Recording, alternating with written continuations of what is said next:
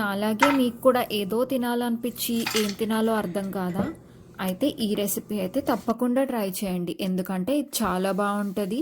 అలాగే మీకు ఏం తినాలో తెలియనప్పుడు ఇది చేసుకోవచ్చు. ఇదైతే అస్సలు బోర్ కొట్టదండి. ఇందులో ఇంగ్రీడియంట్స్ కూడా ఇవే కావాలి అవే కావాలి అని ఏమి ఉండదండి. మన ఇంట్లో ఏది ఉంటే అది వేసుకొని చేసుకోవచ్చు. చెప్పడం మర్చిపోయానండి, ఇదేం ఎక్కువ టైం పట్టదు. 15 to 20 minutesలోనే మీకు రెడీ అయిపోతుంది. వేడి వేడిగా సర్వ్ చేసుకొని తినొచ్చు. నా దగ్గర ఉన్న వెజ్జీస్తో నేను ఈ రెసిపీ చేశాను. మీ దగ్గర ఉన్న వాటితో కూడా మీరు ట్రై చేసి ఎలా ఉందో నాకు చెప్పండి. ఫస్ట్ అయితే నేను బటర్ వేసుకుని అందులో కొన్ని బిర్యానీ సామాన్లు వేసుకున్నానండి.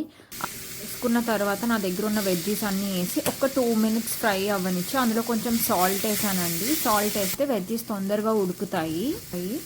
తర్వాత కొంచెం సేపు మూత పెట్టుకొని అందులో కొంచెం జింజర్ గార్లిక్ పేస్ట్ వేసుకోండి. జింజర్ గార్లిక్ పేస్ట్ ముందు కూడా వేసుకోవచ్చు. ఇప్పుడు వేసుకుంటే మొత్తం వెజిటేబుల్స్కి పడుతుందని జింజర్ గార్లిక్ పేస్ట్ వేసాను.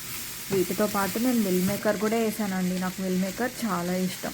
అండ్ కర్డ్ వేసి వాటర్లో చిల్లీ పౌడర్, పసుపు, ధనియా పౌడర్, గరం మసాలా, జీరా పౌడర్ ఇవన్నీ వేసి అది వాటర్లో మంచిగా మిక్స్ చేసి ఈ వెజ్జీస్లో వేయండి. వేసిన తర్వాత కొంచెం ఫ్రై అవ్వనివ్వండి. అయిన తర్వాత మీరు సోక్ చేసి పెట్టుకున్న రైస్ని ఈ వెజ్జీస్లో కలపండి.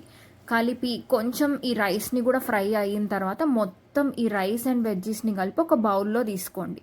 బౌల్లోకి తీసుకున్న తర్వాత ఉప్పు కారం ఒక్కసారి చూసుకోవడం మర్చిపోకండి. తక్కువైతే కొంచెం వేసుకోండి.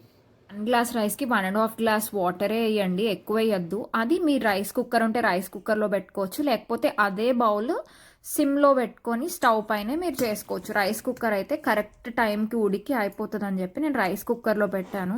చూసారా ఎంత బ్యూటిఫుల్గా ఉందో? తిన్నప్పుడు కూడా అంతే యమ్మీగా ఉందండి. మీరు కూడా ట్రై చేసి ఎలా ఉందో నాకు చెప్పండి.